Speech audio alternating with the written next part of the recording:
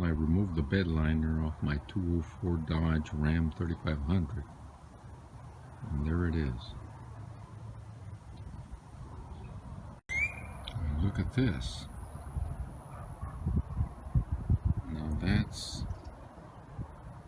what a good bed liner, a 204 Dodge Ram. Look at that, it's got little tiny rusty spots, just scratches on top of the bed. And look at that, it's brand new. Now what I like about this is the Ram has drain holes. Look at that, it's brand new.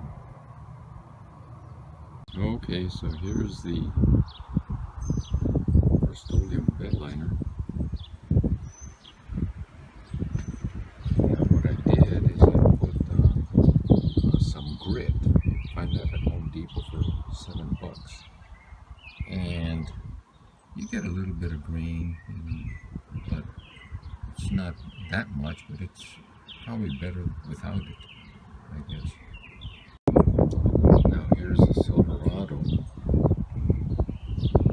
Again, it's not too bad, I guess. It's got a bed liner on it, but I'd like to protect it a little bit better. But the green isn't that bad. One of the things you have to watch is you need to pour it out of the can and use it, and pour it and use it, because it does dry pretty quickly and it will come up on your container, so you gotta watch it.